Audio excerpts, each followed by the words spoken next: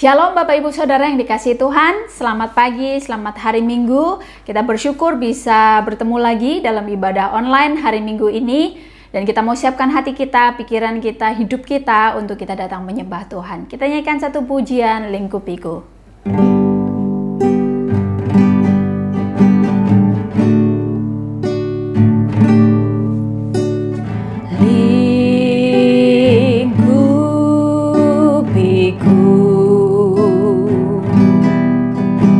Dengan sayapmu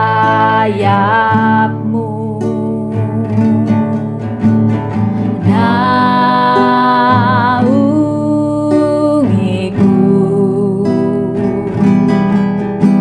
dengan kuasa-Mu lingkupiku.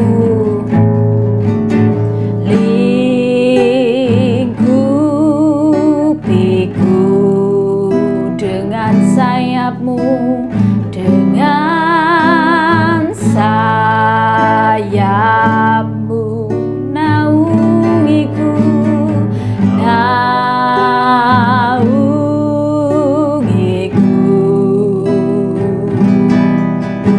dengan kuasa-Mu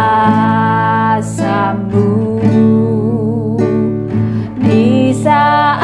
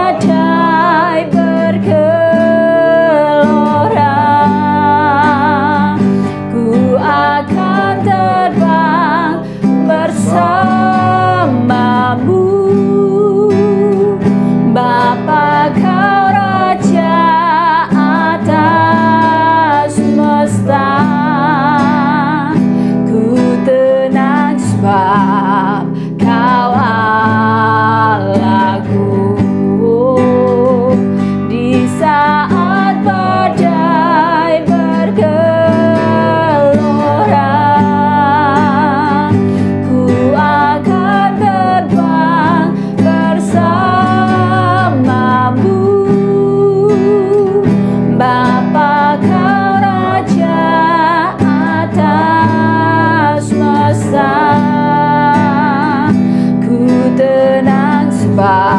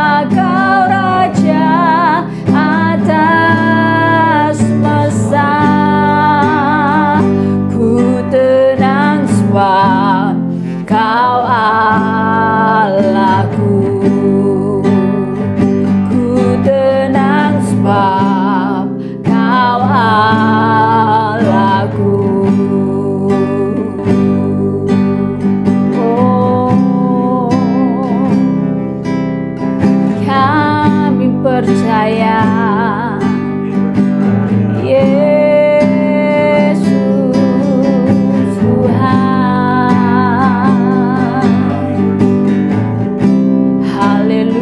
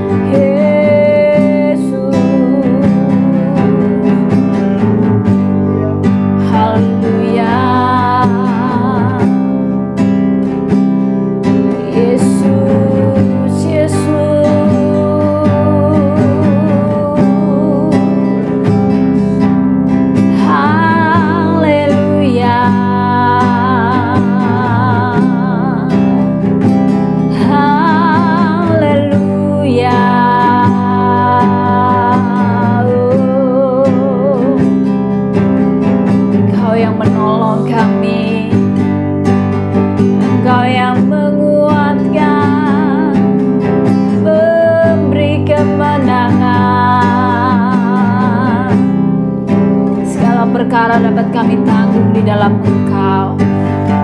Kami percaya,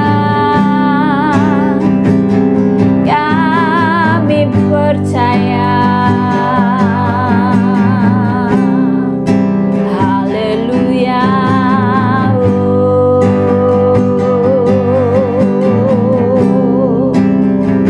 Yesus, Yesus.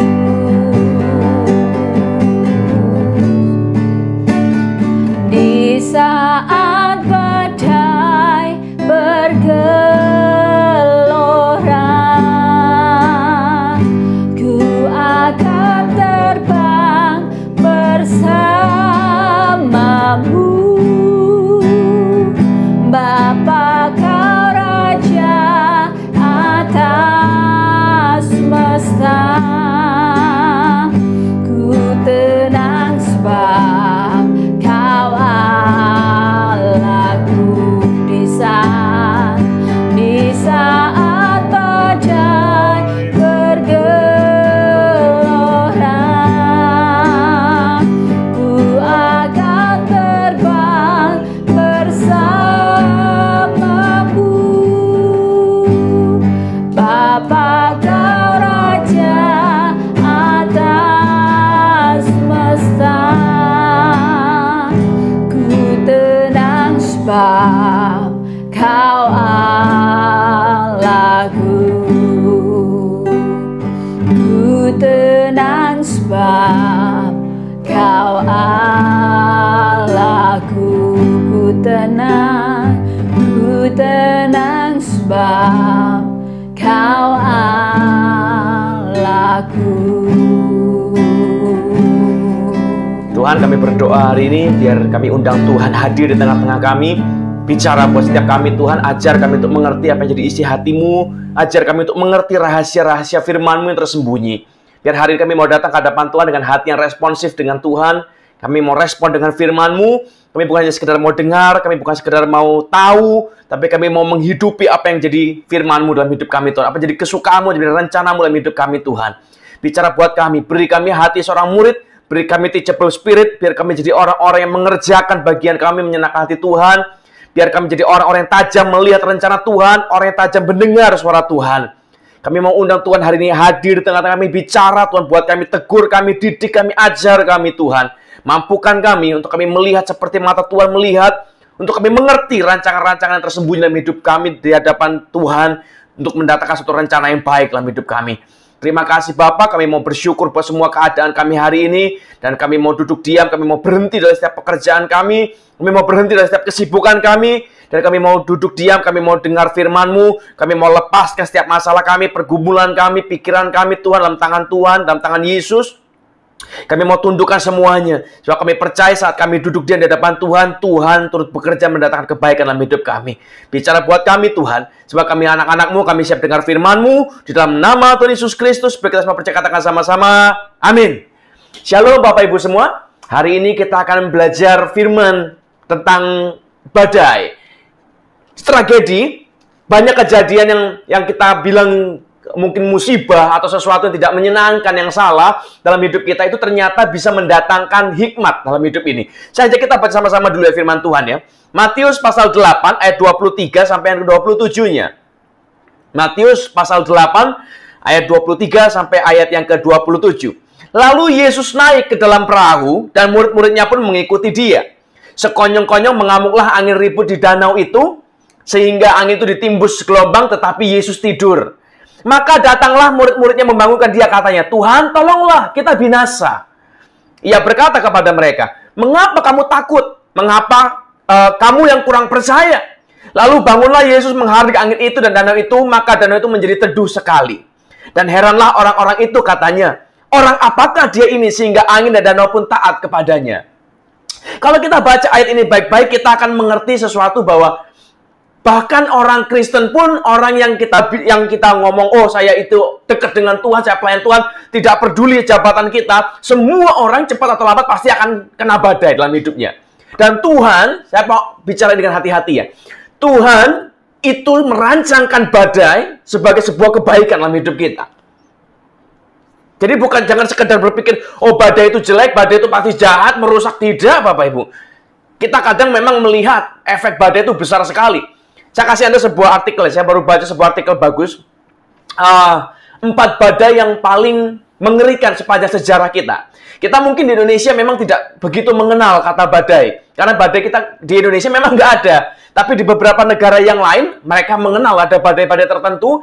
Dan sepanjang sejarah manusia, kita mencatat ada 4 badai besar yang pernah terjadi. Satu badai pertama yang paling menyeramkan itu adalah badai Galveston. Itu terjadi tahun 90, Bapak Ibu. 1900, September 1900. Jadi badai ini menghantam pulau Galveston di Texas, Amerika. Rekod mencatat gelombang badai ini setinggi 4,5 meter, Bapak Ibu. Tinggi sekali. Itu kayak bangunan rumah. 4,5 meter tingginya dan membunuh kurang lebih 20% populasi seluruh pulau Galveston. Itu kurang lebih ada sekitar 12.000 orang yang meninggal hari itu.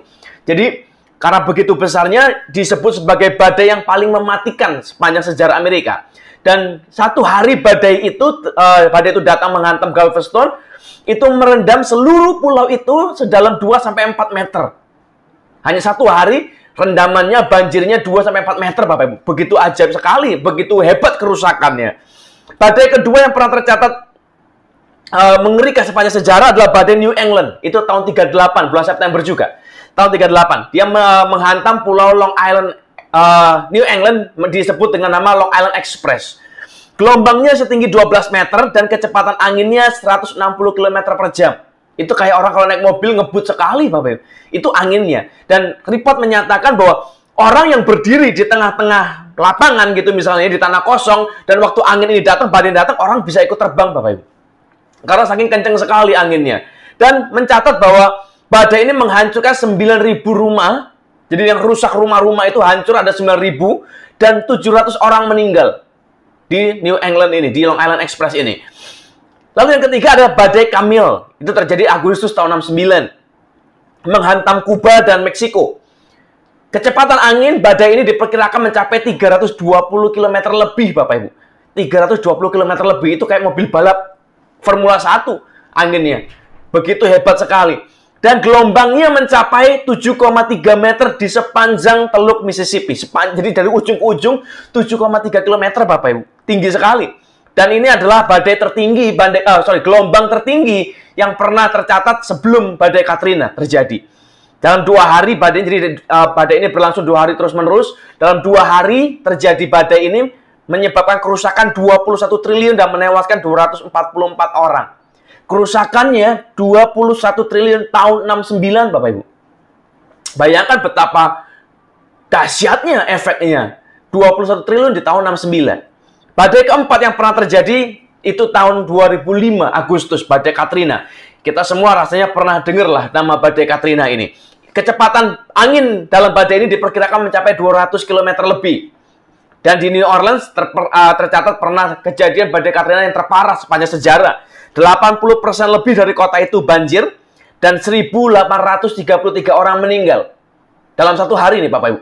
1.833 orang meninggal dan kerusakan yang disebabkan oleh badai Katrina dalam satu hari itu mencapai 1.834 lebih triliun dalam satu hari. Badai. Betapa besar kerusakannya, betapa masif kerusakan yang disebabkan oleh badai ini. Nah, pertanyaannya adalah, kita ngerti badai itu merusak, badai itu serem, badai itu memang wah luar biasa. Dan saya rasa nggak akan ada yang komplain waktu kalau saya berkata bahwa badai itu menyebabkan kehancuran luar biasa. Memang. Tapi yang tidak banyak orang tahu, dan inilah yang terjadi di Alkitab kita, kenapa Tuhan seringkali menggambarkan hidup orang Kristen seperti di tengah-tengah badai. Kita dihantam badai kanan kiri, tapi kalau ada Tuhan, kita tetap teguh berdiri, kita tetap akan lebih daripada pemenang. Kenapa Tuhan menggambarkan badai itu sebagai bagian dari hidup kita, orang-orang Kristen? Nah, kita perlu mengerti baik-baik bahwa ternyata, Bapak Ibu, ternyata ini faktanya, kenyataannya, badai itu tidak selamanya menghancurkan. Ada badai yang baik, ada badai yang menghidupkan, Bapak Ibu. Dan ternyata kita perlu sadar baik-baik ya. Ini kalau kita mengerti konsep ini dengan benar, ini akan mengubah seluruh pandangan kita mengubah hidup kita dengan sangat radikal sekali. Badai itu memang menghancurkan, badai itu memang merusak. Tapi ternyata badai itu juga mendatangkan kebaikan. ternyata penelitian para ilmuwan ternyata menemukan begini. Badai itu ternyata waktu terjadi badai itu ternyata menurunkan sangat banyak, hampir lebih dari 50% gelombang panas yang terkumpul di sepanjang sabuk Khatulistiwa, di seluruh dunia, di seluruh belahan dunia manapun. Jadi kita tahu waktu kita dulu sekolah SD mungkin ya, kita belajar diajarin ini kan bola dunia ya. Lalu di tengah-tengah itu ada garis Khatulistiwa yang makin dekat di kota atau bangsa atau negara yang makin dekat atau dilewati oleh Khatulistiwa itu panasnya luar biasa. Kalau itu di Indonesia mungkin kita mengenal satu kota namanya Pontianak, itu dilewati oleh Khatulistiwa, panas memang di sana.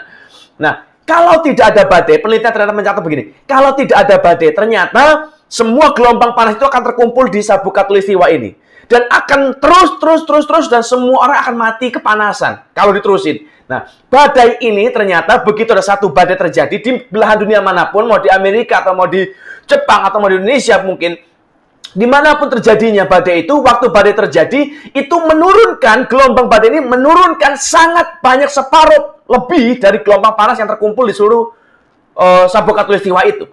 Anda bayangkan kalau tidak pernah terjadi sama sekali badai di dunia ini, Tuhan hilangkan. Ini kadang pertanyaan klasik. Orang suka nanya begini, kalau memang Tuhan itu powerful, Tuhan itu berkuasa, kenapa dia izinkan badai? Kan dia bisa, kalau dia mau, dia bisa bikin semuanya jadi halus, jadi rata, jadi tenang, semuanya enak. Hidup itu fine-fine saja, tidak ada gelombang, tidak ada badai, tidak ada masalah, nggak ada apa-apa, semuanya oke. Kan bisa. Bisa sih Bapak Ibu. Tapi efeknya, kita semua akan mati kepanasan, terpanggang kita nanti lama-lama. Jadi, di tengah-tengah badai yang seram itu, ternyata dia juga mendatangkan kebaikan. Dia menurunkan, dia menyelamatkan, satu kali badai, dia menyelamatkan seluruh bumi. Separuh lebih dari gelombang panas terkumpul di seluruh sabuk Khatulistiwa, itu dihilangkan, turun, drop langsung, gara-gara satu kali badai itu.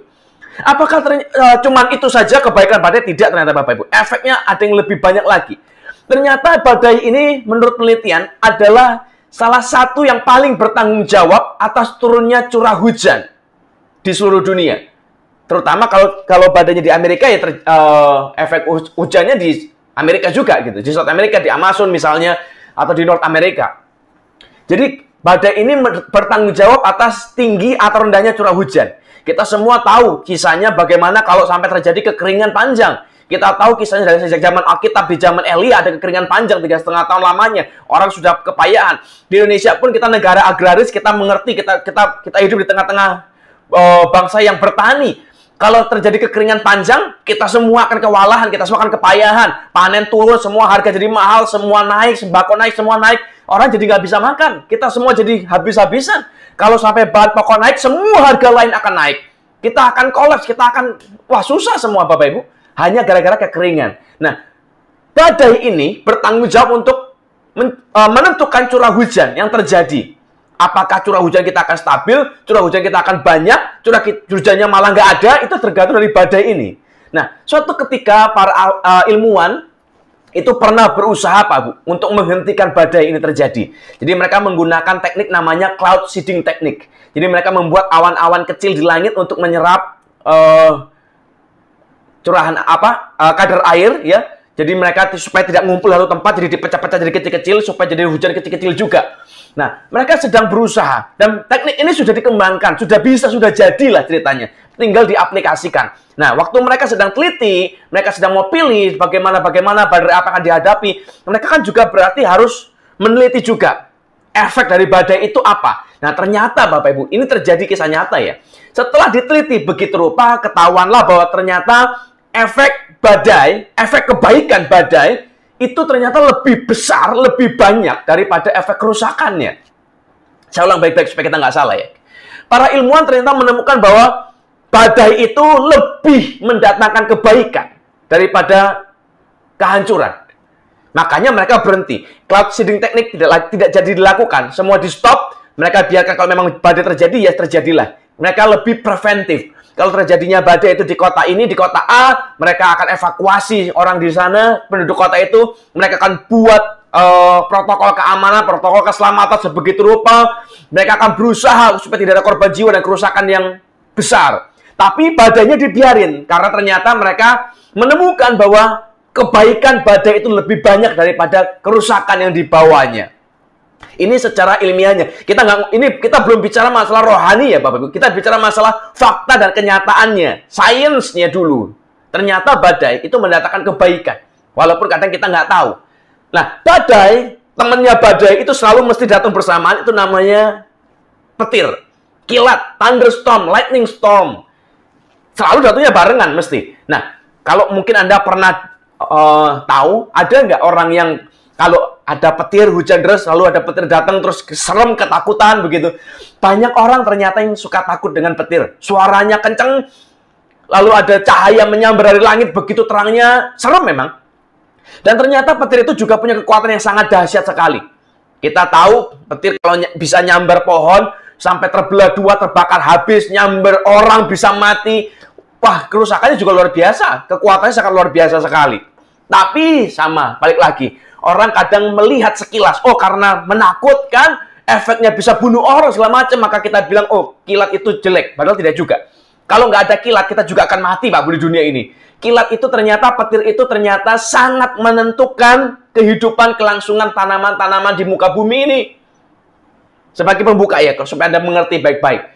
Setiap hari, di seluruh belahan dunia ini, ada kurang lebih 100.000 kali petir menyambar turun ke bumi. Setiap hari, Bapak Ibu. 100.000 kali petir menyambar di muka bumi ini. Tapi apakah Anda setiap hari mendengar 100.000 kematian? Tidak. Tidak. Kejadian orang disambar petir itu termasuk kategori langka. Bukan satu di antara 100. Oh, ada satu orang ngumpul, satu pasti kena. Enggak. Hanya sedikit sekali. Dan kebaikannya sangat ajaib. Kita kadang nggak ngerti, tapi saya pengen kita sama-sama belajar supaya kita ngerti baik-baik. Kalau kita bisa mengerti konsep ini, kita akan juga mengerti kenapa Tuhan izinkan terjadi dalam hidup kita banyak badai kehidupan. Ternyata petir ini sangat menentukan kehidupan tanaman, Pak Bu, di muka bumi ini. Jadi kalau Anda perhatikan, kalau Anda pernah belajar biologi gitu, fisika juga, Anda akan mendapati bahwa ternyata di udara yang kita lihat ini, yang kita nafas sekarang, yang kita hirup saat ini, Bapak Ibu, itu bukan cuma sekedar oksigen. Bukan hanya O2, tapi ada gas lain yang tercampur di dalamnya namanya nitrogen. Dan manusia kita perlu nitrogen ini. Kalau orang nafas nggak ada nitrogen, kita bisa keracunan. Kalau orang diving ke dalam laut, mereka cuma pakai tabung oksigen murni, mereka bisa keracunan, Pak Bu. Karena mereka perlu, badan kita, tubuh kita perlu asupan nitrogen. Nah, masalahnya adalah kalau nitrogen ini kebanyakan, atau dia bercampur dengan gas lain selain oksigen, itu bisa jadi racun dalam hidup kita. Itu bisa membunuh kita, Pak Bu. Kita jadi keracunan. Karena gas ini, kelebihan kadarnya. Nah, di sekeliling kita, di atmosfer kita, di rumah Anda, di gereja, dimanapun Anda berada, semua oksigen yang Anda hirup hari ini, semua mengandung nitrogen. Nah, pertanyaannya adalah, kalau ada nitrogen yang kita hirup setiap hari, setiap saat, kenapa orang nggak keracunan? Karena penyebabnya adalah satu. Karena ada faktor yang menurunkan kadar nitrogen ini setiap hari dari kandungan oksigen kita. Ini tadi saya sudah bilang, di tengah-tengah kita, semua ini ada nitrogen banyak. Dan nitrogen ini kalau kelebihan, beracun, matilah kita. Nah, ada faktor yang menentukan, yang membuat drop kadar nitrogen dalam oksigen ini, dan itu terjadi setiap hari. Apa yang menentukan, yang membuat dia turun? Petir. Tadi saya di awal udah ngomong, setiap hari ada 100.000 kali petir menyambar bumi ini. Kita mungkin nggak sadar, kita mungkin nggak aware, tapi itulah kenyataannya.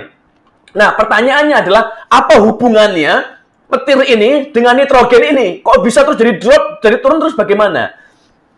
Jadi waktu petir dari langit, itu turun ke bumi, menyambar bumi, Bapak Ibu, itu seperti gelombang listrik raksasa yang turun melewati atmosfer. Jadi dia di tengah-tengah udara ini, di tengah-tengah langit, di tengah-tengah angkasa, turunlah gelombang listrik besar raksasa ini, yang kita sebut dengan kilat petir ini, dan dia turun ke bumi, menghantam bumi. Nah, waktu aliran listrik ini, yang dengan daya besar ini, dia turun ke bawah, itu menyeret aliran listriknya itu, menarik gelombang gas nitrogen ini dan membawa nitrogen ini turun ke tanah. Jadi setiap hari 100.000 petir ini itu menarik partikel-partikel nitrogen dari udara dan menarik memasukkannya ke dalam tanah, Bapak Ibu. Nah, di dalam tanah inilah kadar nitrogen ini, gas nitrogen ini diolah, dipakai oleh para tanaman ini untuk menghasilkan buah, untuk bertumbuh, berkembang, menghasilkan oksigen baru dan segala macamnya.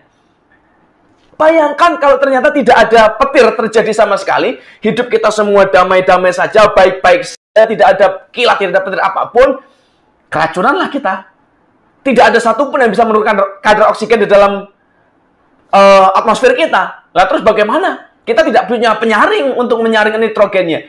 Jadi mau tidak mau, kita itu selamat hari ini, kita masih bisa hidup hari ini, kita masih bisa nafas hari ini, itu karena ada faktor petir terjadi. Walaupun kita nggak lihat setiap hari, di rumah kita ya maksudnya ya, kita nggak lihat keluar terus, wah ada petir, enggak. Tapi ternyata faktanya ada 100.000 lebih kali petir itu menyambar bumi setiap harinya. Dan itu membuat kita selamat sampai hari ini. Jadi kita perlu sadar dulu bahwa ternyata badai dan petir itu tidak selamanya mendatangkan kehancuran. Nah, kita balik lagi kepada firman kita. Kita orang Kristen, kita mengenal, kita ngerti kok. Kita seringkali badai itu dianalogikan sebagai problem dalam hidup kita. Orang-orang sedang punya masalah, punya pergumulan, kita berkata, oh kita sedang melewati badai kehidupan, kita sedang melewati masalah-masalah hidup ini. Yang kita tahu bahwa semuanya, bahwa masalah apapun yang terjadi dalam hidup kita hari ini itu semua pasti karena Tuhan izinkan dan karena rencana Tuhan. Dan masalahnya adalah kadang kita susah mengerti. Kenapa kok harus saya? Kenapa harus masalah ini terjadi? Karena masalah itu mendatangkan kebaikan, Bapak Ibu. Badai itu mendatangkan kebaikan. Jadi kita belajar baik-baik. Hari ini coba baca baik-baik ayatnya ya. Matius pasal 8 ayat 27. Dia berkata begini. Dan heranlah orang-orang itu, orang-orang dalam perahu itu katanya, orang apakah dia ini sehingga angin dan danau pun taat kepadanya? Yesus ini orang apa? Mereka sudah tinggal dengan Yesus sekian lamanya ya Bapak Bu. Coba Anda bisa mengerti dulu keseluruhan kisah ini. Mereka sudah lihat mujizat-mujizat Yesus. Mereka lihat pengajaran-pengajaran Yesus. Mereka lihat betapa banyak orang sakit disembuhkan dan segala macam. Harusnya mereka sudah aware. Oh, ternyata orang ini memang powerful, berkuasa. Tapi waktu kisah ini ditulis, Matius menulis kisah ini, saya percaya kejadian ini pasti melekat dalam benak Matius. Kita coba mengerti apa yang sedang terjadi hari ini. Jadi, Tuhan dengan sengaja itu mengizinkan hidup kita memang untuk diuji. Dan di tengah-tengah ujian itulah, kita akan melihat betapa Tuhan kita itu berkuasa. Murid-murid juga sama. Dia lihat selama ini, mereka sudah pernah lihat, mereka sudah pernah sadar, oh betapa hebatnya Tuhan, betapa berkuasanya Tuhan, mujizat-mujizat terjadi dan segala macam. Tapi ketika dia lihat, murid-murid ini melihat, di tengah badai Tuhan memerintahkan badai dan angin itu jadi tenang, ini tertulis, orang apakah dia ini sehingga angin dan danau pun taat kepadanya. Kenapa waktu Yesus bangkitkan orang mati atau Yesus sembuhkan orang lumpuh, Yesus pulihkan mata orang buta, kenapa mereka nggak berkata, orang apakah dia ini sampai orang lumpuh pun taat, sampai penyakit pun taat? Mereka nggak ngomong, Bapak Ibu. Tapi waktu Yesus memberikan pertolongan di tengah hidup dan matinya mereka jadi aware. Wah, orang apa ini kok sampai danau dan angin pun taat pada dia? Kalau orang lain yang punya masalah, orang lain yang punya pergumulan, lalu Tuhan beri pertolongan, kita yang penonton, kita yang lihat itu cuma amazed. Wah, hebat ya. Wah, puji Tuhan, untung lo ditolong, untung lo sembuh, untung lo bisa hidup dan segala macamnya. Itu kalau orang lain yang ngalamin. Kalau saya misalnya, saya ini sebagai hamba Tuhan, orang telepon, Pak, tolong doakan dong, ada saudara kena kanker misalnya. Ya saya berdoa. Kalau sembuh, ya happy, ya senang. Wah, puji Tuhan ya sembuh ya. Kalau enggak, ya apa boleh buat. Ya memang sakit gimana. Nothing tulus. Nggak ada impresi. Ya buat saya pribadi, ini saya jujur ya. Nggak terlalu gimana-gimana gitu. Tapi kalau kejadiannya di kita, itu lain perkara loh Bapak Ibu. Kalau kita yang sakit, terus kita berdoa begitu rupa, terus sembuh. Wah, itu rasanya luar biasa. Itu orang, kita nggak akan pernah lupa seumur hidup. Orang lain bangkrut misalnya. Ditipu, lalu bangkrut. Saya sebagai hamba Tuhan, saya berdoa. Kalau dia ditolong jadi kaya lagi, ya sudah. Ya oke lah, puji Tuhan, happy. Oke, bisa jadi cerita. Tapi ya sebatas itu. Kalau dia nggak ditolong, ya sudah juga. Ya mau ngapain? Masa saya mau terus sumbang? Kan nggak juga. Tapi kalau itu terjadi ke saya yang bangkrut. Terus Tuhan tolong, saya jadi naik lagi. Wah, itu akan jadi kesaksian seumur hidup yang tidak akan pernah lupa. Atau kebalikan, kalau saya yang bangkrut, terus saya juga nggak ditolong, itu juga akan jadi pukulan besar. Kalau kejadiannya di kita, efeknya akan besar sekali, Bapak Ibu. Selama ini murid-murid Yesus, mereka cuma lihat Yesus melakukan mujizat pertolongan kepada orang lain. Dia tolong si A, dia tolong si B, dia tolong si C. Orang lain, orang-orang itu sedang bergumul, minta tolong, bergulat. Mereka, Bartimeus misalnya, dia jerit-jerit, Tuhan, anak Daud, kasihinlah aku, have mercy on me. Dia teriak sekuat tenaga. Tapi kan murid-murid juga, diamlah, tenanglah, ngapain sih? Jangan ribut lah. Karena bukan dia yang ngalamin. Tapi hari itu, waktu mereka sendiri di tengah-tengah perahu, di tengah-tengah angin badai, mereka tahu kapal itu sedang terancam, mereka bisa mati kalau tenggelam. Dan Yesus tolong mereka di saat yang tepat. Itu jadi sebuah memori yang tidak terlupakan. Tiba-tiba mereka jadi sadar, jadi aware, orang apakah dia ini sampai danau dan angin pun taat kepadanya. Hari ini konsep yang sama terjadi buat kita, Bapak Ibu. Kita akan aware, kita akan sadar, kita akan tahu betapa berkuasanya Tuhan kita, betapa hebatnya Tuhan kita, waktu kita mengalami badai dalam hidup ini. Hanya orang sakit yang bisa menghargai kesembuhan, kesehatan. Kalau kita sehat, selama ini nggak pernah sakit, ya kita will take it for granted. Nggak masalah. Saya tahun lalu lagi kejadian, mata saya kesiram bahan kimia lah ceritanya. Lalu dokter Indonesia vonis, dokter di Singapura vonis, katanya akan buta. Dan memang betul sih, saya 4 hari itu nggak bisa buka mata, nggak bisa lihat apa-apa. Semuanya gelap. Sakitnya luar biasa, perih, mata saya bernanah, berair, berdarah. Campur jadi satu. Sakit. Dan selama 4 hari itu, saya jadi berpikir, betapa selama ini saya itu tidak peduli dengan mata saya. Ya, kalau gatel tinggal dikocok-kocok. Tinggal digosok-gosok segitu rupa, ya begitu saja lah. Tapi nggak pernah ada perawatan khusus, saya nggak pernah jaga mata saya juga nggak pernah bersyukur, oh Tuhan terima kasih, saya hari ini bangun bisa lihat, enggak, biasa saja. Tapi begitu hilang, wah itu penyesalan luar biasa. Saya jadi mikir, aduh, coba kemarin saya nggak begitu, coba saya nggak begitu, coba saya kemarin lebih hati-hati. Tapi sudah terjadi. Dan hari itu saya baru sadar betapa mahalnya penglihatan kita. Betapa mahalnya sesuatu yang selama ini saya anggap tidak berharga, yang saya anggap, ya, take it for granted, ya, sambil lalu lah. Yang saya pikir memang sudah wajar, kalau saya bisa lihat itu memang ya wajar, karena saya punya mata. Tapi begitu diambil 4 hari itu luar biasa. Saya baru sangat mengerti betapa besar dan betapa mahalnya penglihatan mata kita. Nah, hari ini kita mau sama. Kalau kita nggak pernah sakit, kita nggak akan pernah menghargai namanya sehat. Kalau kita nggak pernah jatuh, kita nggak pernah kekurangan, kita nggak akan pernah mengerti rasanya kelimpahan. Kita nggak akan pernah tahu rasanya pertolongan. Kalau tiap hari, contoh ya, kita misalnya sedang dalam kekurangan, kita tiap hari cuma makan tahu tempe misalnya. Lalu suatu ketika, satu hari, kita dapat anugerah, kita bisa makan daging steak. Wah, kita akan merasa ini enak banget. Tapi kalau kita tiap hari makannya daging steak, kita nggak pernah makan yang di bawah itu, ya, terus suatu ketika dikasih steak lagi, ya rasanya begitu-begitu, ya itu everyday juga begitu.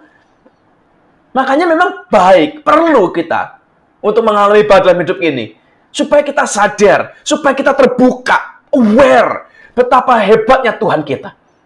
Kalau kita nggak pernah melewati badai, kita akan underestimate Tuhan kita. Ya, gini ada atau enggak sih sebenarnya? Dia ini bisa tolong kita atau enggak sih sebenarnya? Kenapa Tuhan diam saja? Kenapa Tuhan nggak tolong? Kenapa Tuhan izinkan terjadi? Kenapa? Tanya kenapa itu nggak apa-apa loh, Pak Bu. Cuman waktu kita jadi tidak percaya, kita gagal melihat siapa dia sebenarnya, itu jadi masalah. Murid-murid itu sudah tinggal dengan Yesus sekian lama, dengar pengajaran Yesus dan lihat siapa Yesus, lihat mujizat Yesus. Dan ingat, Alkitab menulis begini, setiap orang Yahudi itu dari sejak kecilnya mereka diajar hukum Taurat. Entah mereka makan, entah mereka minum, entah mereka duduk, entah mereka berdiri, mereka masuk, entah mereka keluar, mereka semua diajar untuk mengerti dan tahu dan hafal hukum Taurat. Jadi harusnya mereka tahu apa yang tertulis di Perjanjian Lama tentang Mesias, mereka tahu sebenarnya. Dan dari sejak awal di dalam Perjanjian Lama sudah ditulis, Pak Bu. Saya baca komentar ya supaya kita ngerti baik-baik.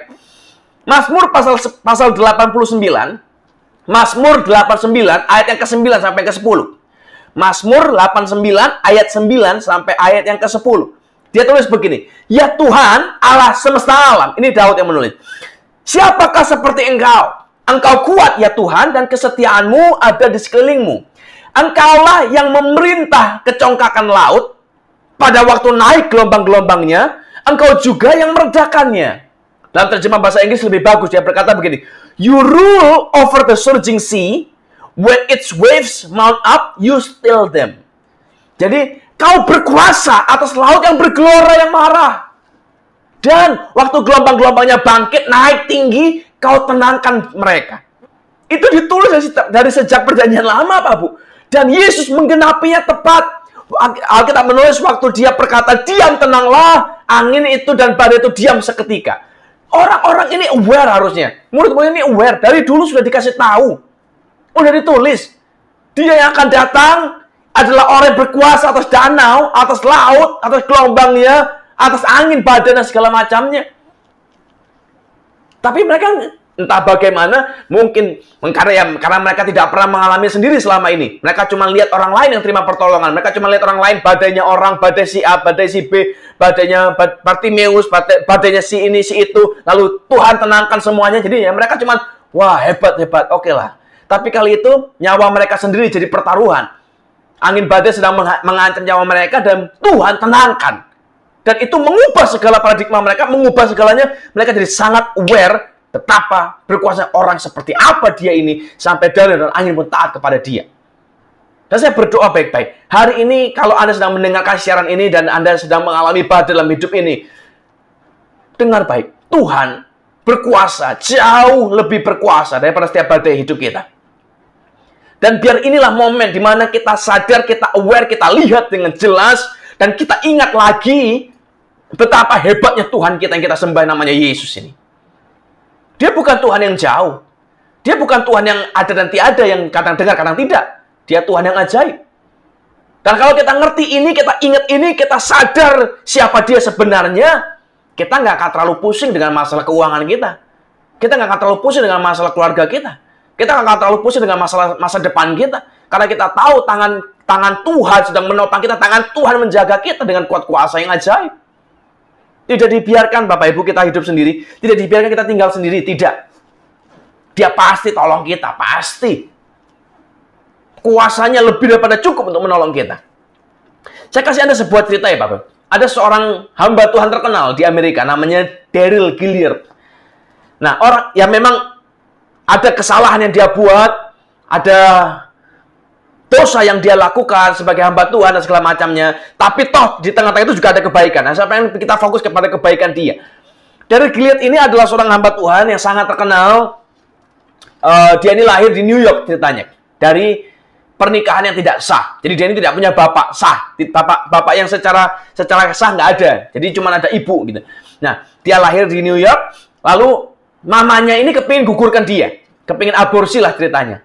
Nah, entah bagaimana si papanya, bukan suami sih, si laki-laki yang menghamili dia, menghamili mamanya ini, membujuk dia, janganlah, udah kita sudah buat kesalahan sekali, sudah jangan diaborsi, jangan lagi ditambah, biarin saja hidup. Singkat cerita dia nggak jadi diaborsi, dia lahir Bapak Ibu. Nah, lalu suatu ketika si laki-laki dan suami ini, papa mamanya dia, itu pergi ke Florida, mereka mau cari kerja. Nah, dia dibawa, lalu dia dititipin di rumah seseorang, kenalan keluarga mereka, keluarga orang tuanya, dititipin di sana, lalu sambil orang tuanya ngomong begini, aku titip dulu anakku ini, nanti begitu aku dapat kerja, akan kujemput dia, kurang lebih seminggu lah. Aku pergi, aku titipnya. Singkat cerita, anak itu dititip, Bapak Ibu, mereka pergi cari kerja. Dan mereka tidak pernah kembali.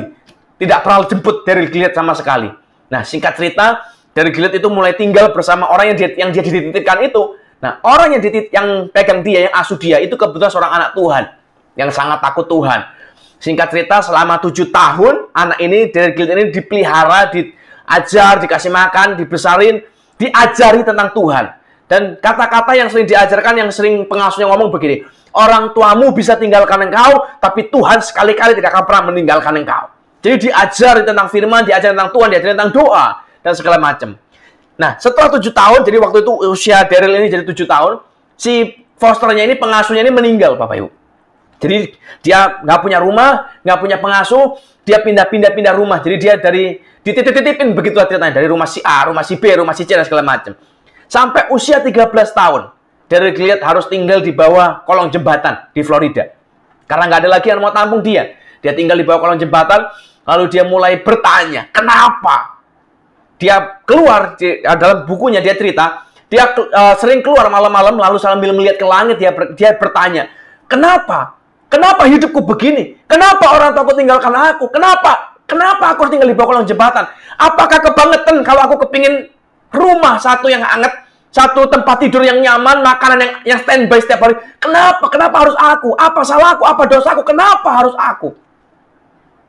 Pertanyaan kenapa itu adalah pertanyaan yang akan ditanya kalau semua orang waktu kita mengalami badai. Tapi saya mau berdoa begini Bapak Ibu.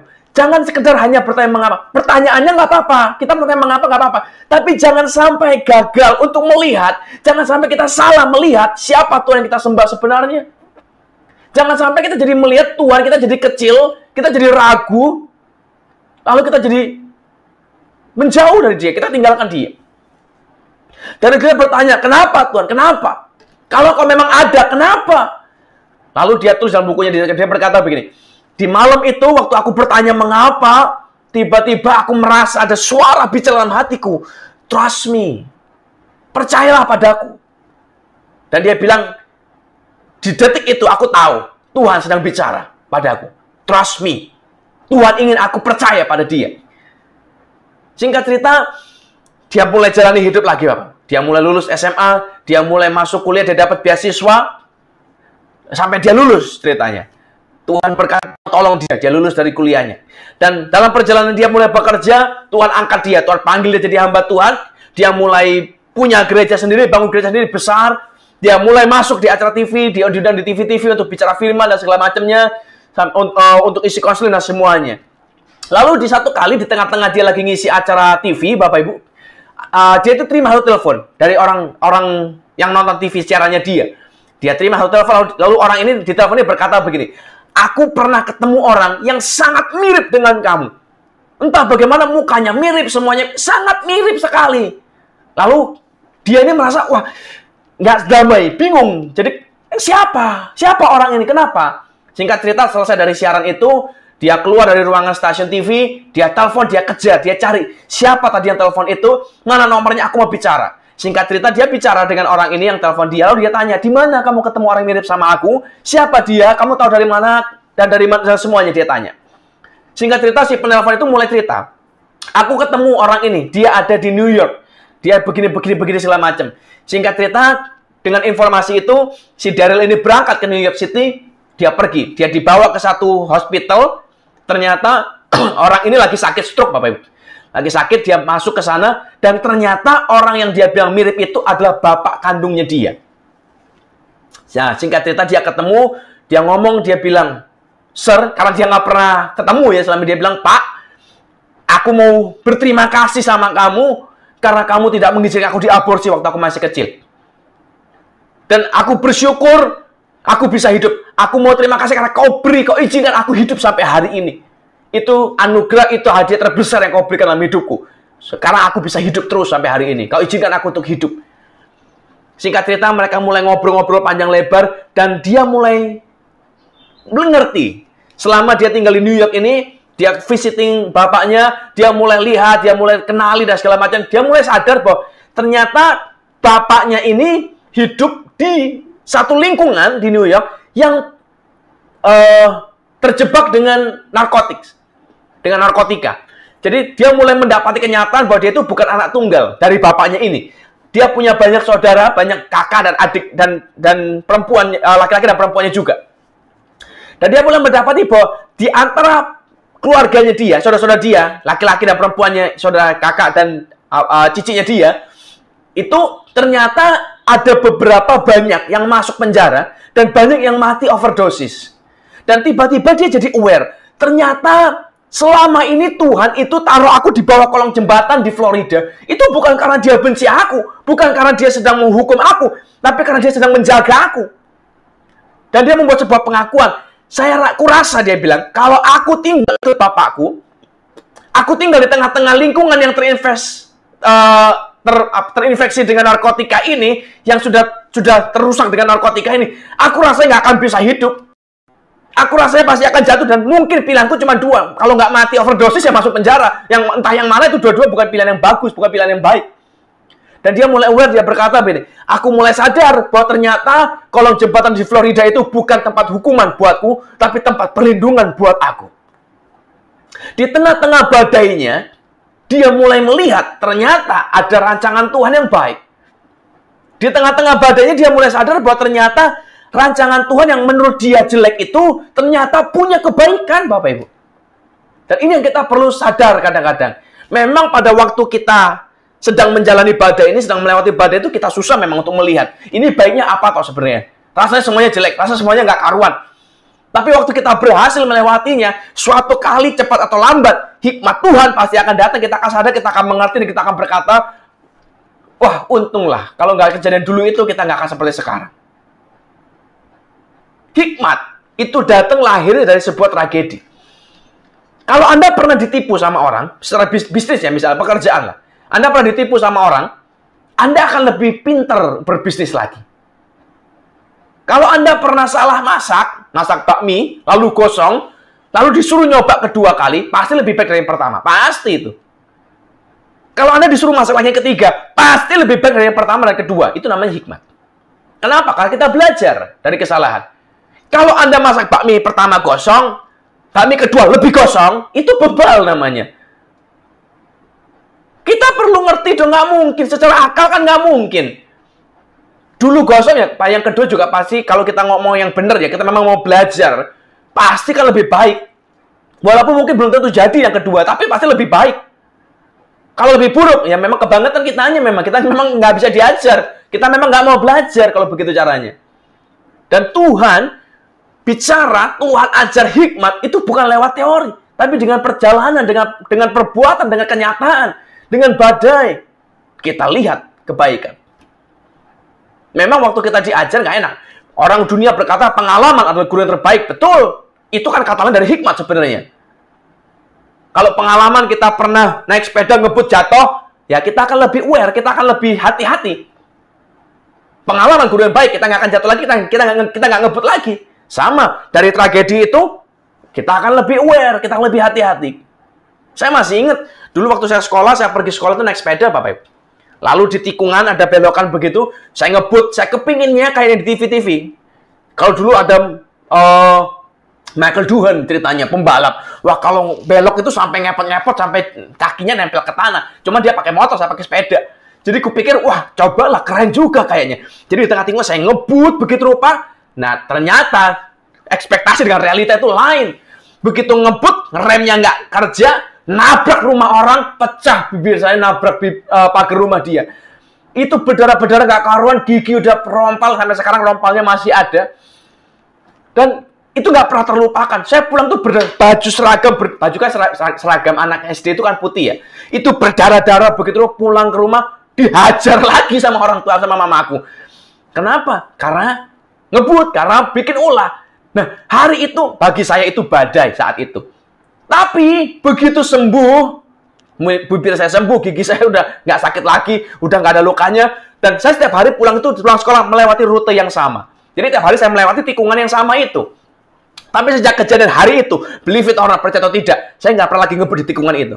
Saya jadi aware. Kalau sampai ngebut lagi kan bodoh banget ya. Sudah tahu kejadian pertama, masih diulang lagi, terus contor kedua kali kan nggak lucu itu ceritanya. Jadi, setiap kali lewat tikungan itu, saya mulai lebih tenang saja lah, kalem saja, pelan-pelan saja. Nggak usah duun-duunan, yang penting belok, tenang, sampai aman, sampai rumah, selamat. Aware, jadi wise. Kenapa? Karena pernah kejadian, karena pernah ada tragedinya. Nah, kita perlu ngerti baik-baik, di tengah tragedi itu, di tengah-tengah badai itu, kita akan punya hikmat. Kita akan dapat hikmat, kita akan melihat, kita akan mengerti ada kebaikan di tengah-tengah. Ingat baik-baik, tidak pernah ada badai yang sekedar merusak. Semua badai pasti ada good side-nya, ada bagian baiknya. Tidak ada kilat yang menyambar untuk membunuh saja, tidak. Tapi ada kebaikan di belakangnya yang kita perlu aware, kita perlu sadar baik-baik. Waktu Tuhan izinkan badai terjadi, waktu Tuhan izinkan masalah terjadi, kita akan lihat, kita akan jadi mudah aware, kita akan jadi mudah mengerti, kita jadi mudah melihat betapa berkuasanya Tuhan yang kita sembah dalam hidup kita, namanya Yesus. Bagian kedua, kenapa Tuhan izinkan terjadi badai dalam hidup kita? Matius 8 ayat 26. Matius pasal 8 ayat 26. Yesus berkata kepada mereka, "Mengapa kamu takut? Kamu yang kurang percaya." Lalu bangunlah Yesus menghardik angin dan danau itu, maka danau itu menjadi teduh sekali. Kita tahu ceritanya, Yesus tidur di bawah, di buritan, lalu dibangunin, Bapak Ibu. Saya pengen kita mengerti sebentar lah ya. Kalau kita lagi tidur, lalu dibangunin orang, apalagi cara banguninnya bukan ditepok. Yesus, bangun dong. Bukan dengan cara baik-baik. Alkitab menulis mereka bangun terus jerit-jerit, Tuhan, kenapa kau tidak peduli kalau kita binasa? Bangunnya Yesus itu bukan bangun nikmat. Bukan yang kayak di TV-TV bangun terus, bukan. Bangunnya Yesus itu bangun kaget. Karena diceriti orang-orang. Dan perhatikan, waktu Yesus bangun, dia bukan ngomel, kenapa kau bangunin aku? Tidak loh, Bapak. Dia bukan marah karena dibanguni. Dia marah karena mereka ketakutan. Dia berkata begini, mengapa kamu takut? Dia nggak bilang, kenapa kau bangunin aku? Kenapa kau takut? Kenapa kau tidak percaya? Kenapa Yesus bilang kenapa kau tidak percaya? Karena sebelum berangkat, waktu mereka masih di daratan, Yesus berkata begini, marilah kita bertolak ke seberang, ayo kita ke sana. Kalau Yesus bilang kita ke sana, kita pasti akan ke sana, kita pasti nyampe. Tuhan ngomong ke seberang, ya pasti sampai di ujung, nggak mungkin tenggelam di tengah. Tapi mereka ketakutan, mereka bilang, Tuhan kita nggak bakal nyampe seperti kau bilang. Kita nggak akan selamat, kita akan mati, bangunlah. Makanya Yesus menghardik mereka. Kenapa kau takut? Kenapa kau tidak percaya? Lalu bangunlah Yesus, menghardik angin dan danau itu, maka danau itu menjadi teduh sekali. Saya berdoa hari ini waktu kita melewati badai hidup ini, Bapak Ibu. Jangan takut. Kalau perahu kita, hidup kita ada Yesus, kita pasti aman, Bapak. Kita pasti sampai di seberang, pasti. Yesus bilang, marilah kita bertolak ke seberang. Pasti nyampe kalau ada Yesus. Pasti, Bapak Ibu. Sadarkah Anda kalau mereka juga mungkin nggak sadar kali, muridnya. Kalau mereka perahu itu tenggelam, kalau mereka mati, Yesus kan juga pasti mati. Ya sama-sama di dalam perahu yang sama. Tapi masalahnya, mereka jadi lupa. Kalau Yesus punya kuasa atas segala sesuatunya. Yesus berkuasa atas hidup matinya. Yesus berkuasa atas kelangsungan hidup mereka semuanya. Mereka tidak akan mati kalau Tuhan tidak izinkan. Jadi hari ini, sadarlah. Mungkin kita sedang mengalami badai hidup ini. Mungkin Anda sedang merasa sendirian. Mungkin sedang merasa ditinggalkan. Mungkin sedang merasa susah payah. Mungkin Anda sedang merasa kejepit.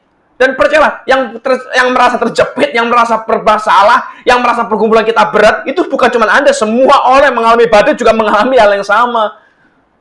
Termasuk saya sekalipun. Pendeta sekalipun sama. Kita juga punya pergumulan kita masing-masing. Kita punya badai kita masing-masing. Dan hebat badai ini. Tapi ingat baik-baik. Jangan takut.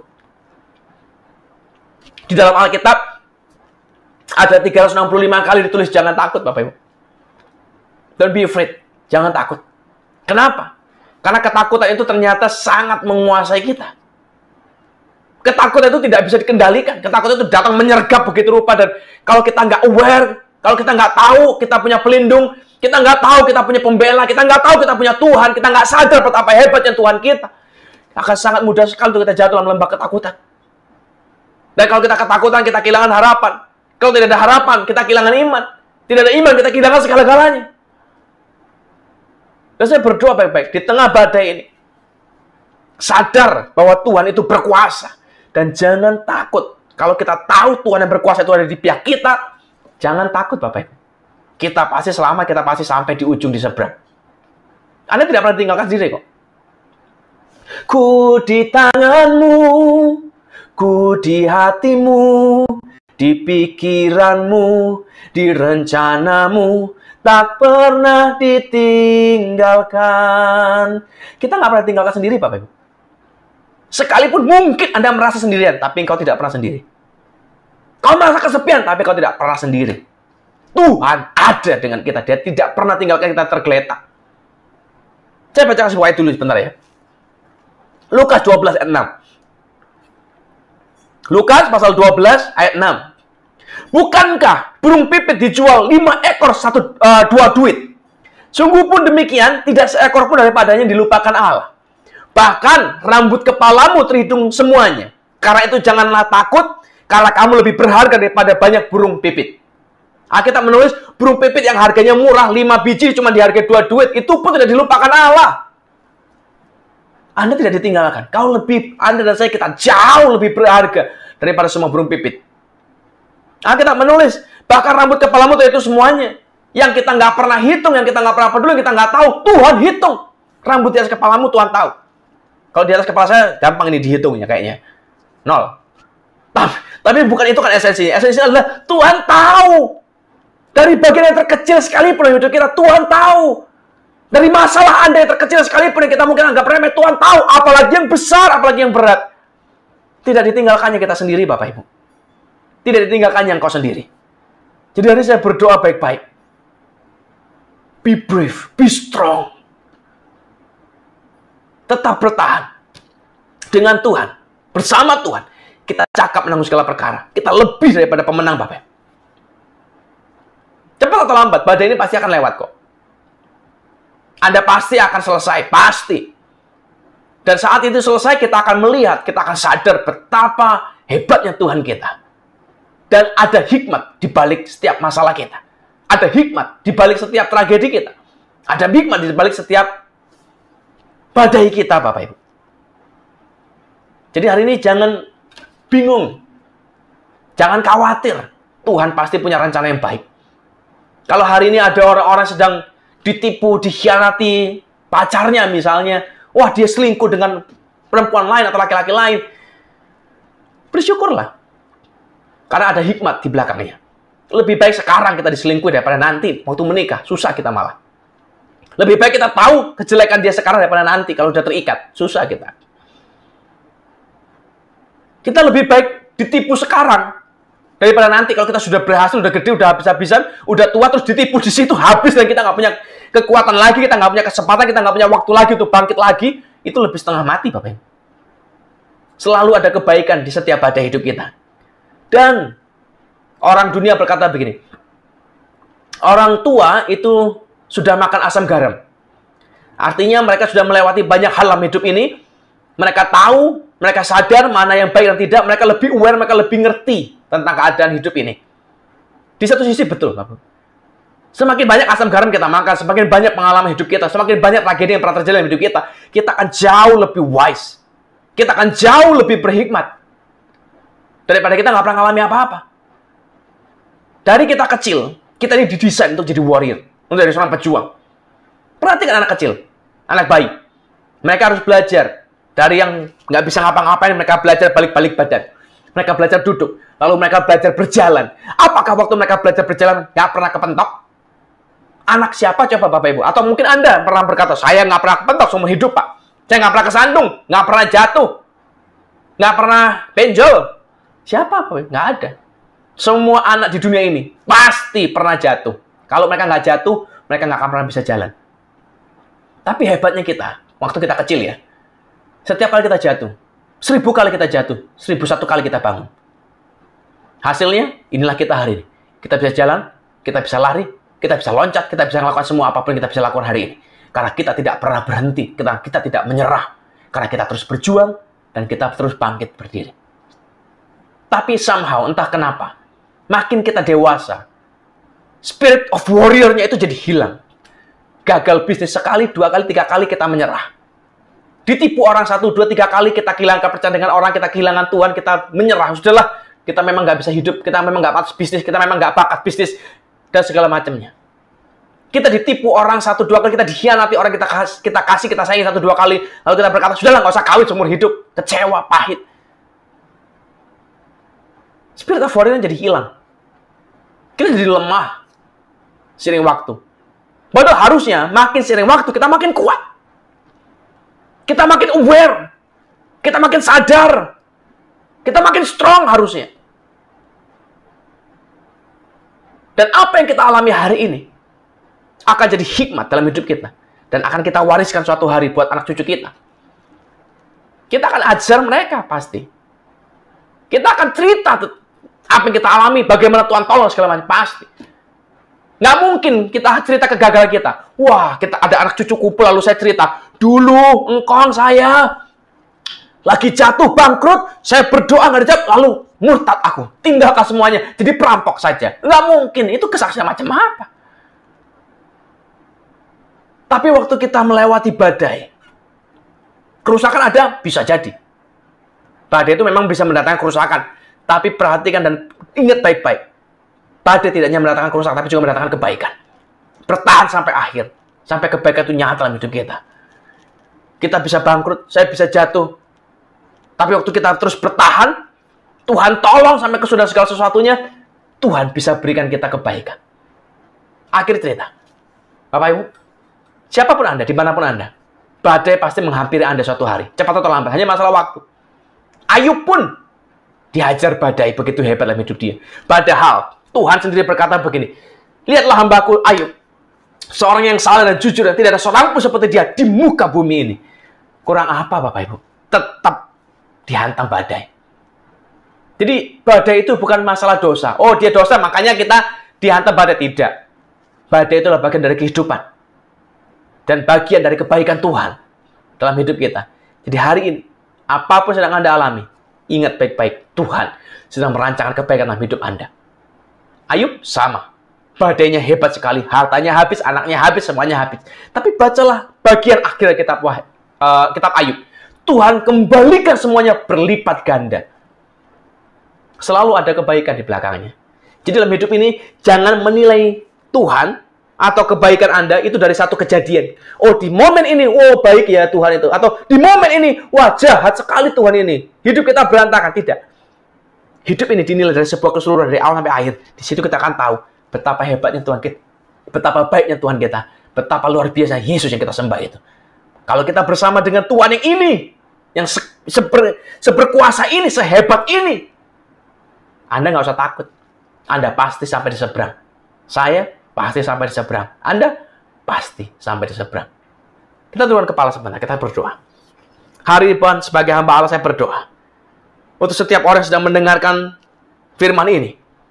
Dimanapun mereka berada, apapun sudah mereka kerjakan dan mereka lakukan. Badai apapun sudah mereka hadapi, saya berdoa di dalam nama Yesus. Biar Tuhan turun tangan. Tuhan buat perkara ajaib dalam hidup mereka. Tuhan tolong kami hari ini. Biar hari ini Tuhan beri kami kekuatan, keberanian, Tuhan beri kami iman untuk kami percaya bahwa hidup kami di tangan Tuhan pasti sampai ke seberang. Hidup kami di tangan Tuhan pasti selamat.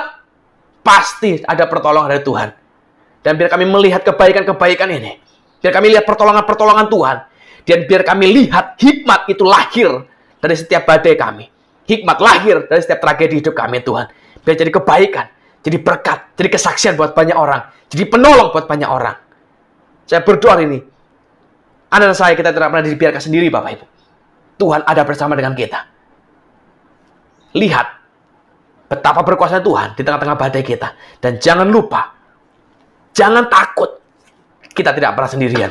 Tidak ditinggalkannya kita sendiri. Tidak ditinggalkan kita berjuang sendiri. Tidak. Tuhan ada dengan kita. Saya berdoa sungguh-sungguh biar Tuhan tolong kita hari ini melewati segala badai dan keluar sebagai pemenang. Jemaat Tuhan dikasih. Biar hari firman ini sudah selesai, kita bicara, kita dengar. Tapi Tuhan biar terus bekerja dalam hidup kita. Saya mau berdoa biar hari Tuhan, Bapak Ibu, kita angkat tangan kita sama-sama di depan Tuhan. Kita mau terima berkat Tuhan, dan biar kita perkatakan amin dan keras ya, perkataan-perkataan yang saya lepaskan buat kita semua, sebab amin mengikat janji Tuhan jadinya dalam kehidupan kita. Hari ini, biar kita berdoa dalam nama Tuhan kita Yesus Kristus, yang kita percayai. Bapa, kami berdoa dalam namamu, diberkatlah pekerjaan kami, diberkatlah usaha kami. Apapun kami sudah kerjakan, dijadikan Tuhan berhasil. Diberkati studi kami, diberkati keluarga kami. Biar kami naik jadi kepala bukan ekor. Biar kami menjadi orang-orang yang memberi bukan meminta-minta. Biar kami menjadi orang-orang yang kelimpahan bukan kekurangan. Dan kami terima berkat ini di dalam nama Allah Bapa, Allah Putra, Kudus, dalam nama Tuhan Yesus Kristus. Biar kita semua percaya, katakan sama-sama, amin. Tuhan Yesus memberkati. Selamat hari Minggu. Tetap kuat, keep strong, keep brave. In Jesus' name. Haleluya.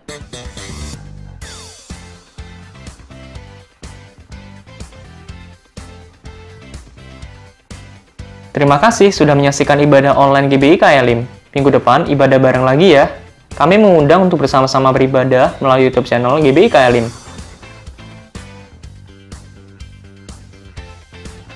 Pengajaran tentang perjanjian lama, KLIM Logos akan diadakan secara online setiap Rabu jam 7 malam dengan menggunakan aplikasi meeting online. Komsel GBI Kayalim akan diadakan secara online setiap Kamis jam 7 malam dengan menggunakan aplikasi meeting online. Follow akun sosial media kami untuk mengetahui update dan juga untuk mendengarkan khotbah. Persembahan dan perpuluhan bisa ditransfer melalui rekening BCA GBI Kayalim. Untuk informasi konseling dan doa, bisa menghubungi nomor sekretariat gereja berikut ini. Terima kasih telah mengikuti Kayalim News hari ini. Selamat hari Minggu, Tuhan Yesus memberkati.